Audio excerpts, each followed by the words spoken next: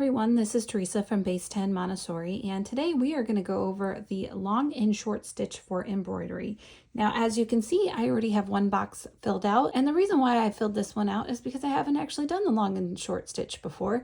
It hasn't actually showed up in any of the patterns I've worked on, and surprisingly enough, it is a pretty common stitch, even though I've never used it.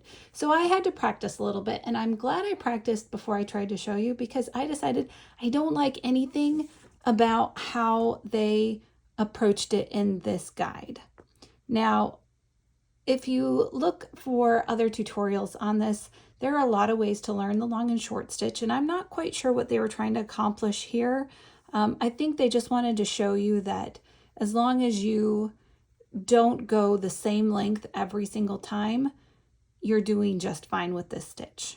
However, there are other tutorials that show very specifically one long, one short, one long, one short. So I guess it really has to do with the pattern that you're doing. Like if you're doing these roses, you know, it isn't going to be exact, one exact long one, one exact short one. It's going to be a little more organic.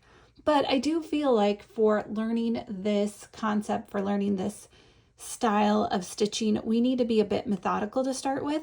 And so that's what I decided I would do for showing you this first video. And then you can decide from there if you want to go more freehand or if you want to do what I did and draw some lines to start with. Another thing I'm doing differently with this stitch is that I am still working with 2 threads instead of 1. They said do 1 thread, and I really don't like working with 1 thread. So I'm using 2 threads. So that's something else I'm doing differently. Now, I've done my first box, I played around a little bit, and now I want to show you what I'm doing with the second box. And in order to give you a good impression and hopefully a better impression, I am going to make very exaggerated short and long stitches. This is probably more exaggerated than what you need to do, but I want to make sure it translates well onto the camera. So right here, I drew a bottom line for my short stitch and a top line for my long stitch. So that's what we're going to do with our thread. Now, if we look at the instructions, it says for doing this one, we're going to need the colors 7 and 10.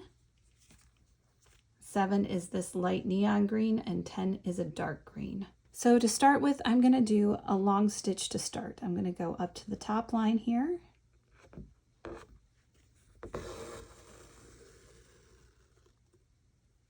So we're going to make 1 stitch going long and then come back down and make 1 stitch going short.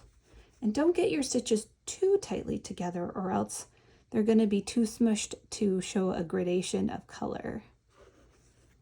I'm going to go to this bottom line and do a short stitch.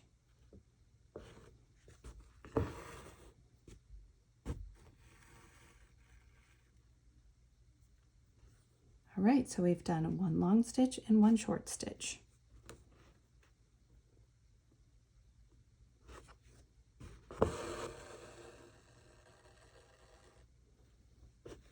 Let's see, we're going to go up to that top line this time and we're going to do another long stitch about right there.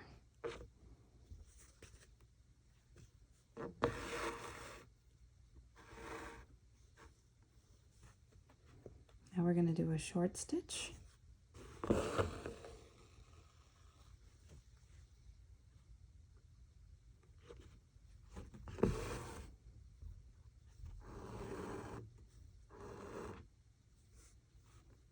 And now another long stitch.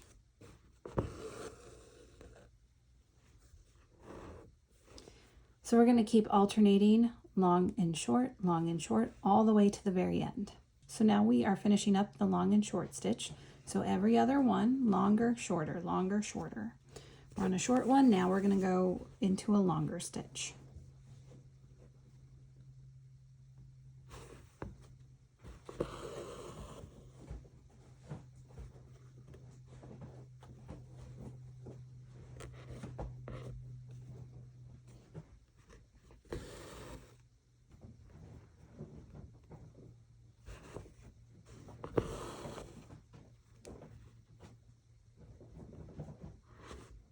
And now we're going to finish off with a short stitch.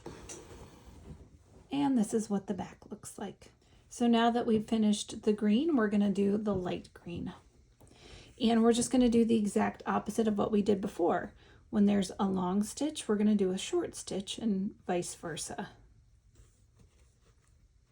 So let's start at the very beginning and find the end of our long stitch right here.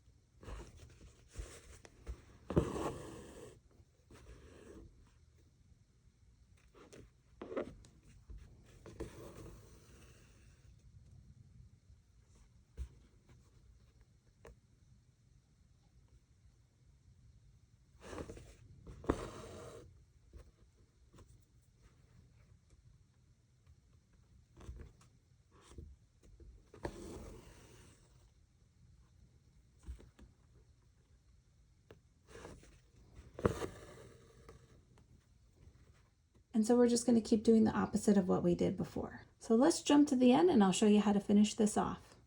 Okay, so we've made it to the end. Let's finish up our last few stitches.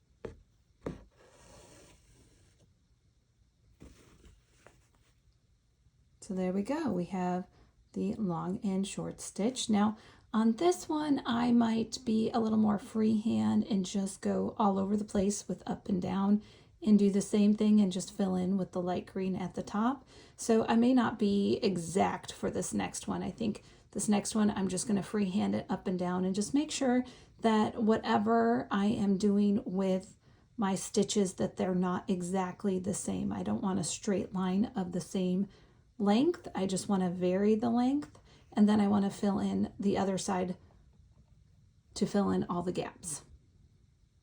So that's the long and short stitch. Next video is going to be the lazy daisy stitch, and that one I actually think is fun, although some of my students might disagree with me. But hopefully you'll stick around and we'll do that lazy daisy stitch next.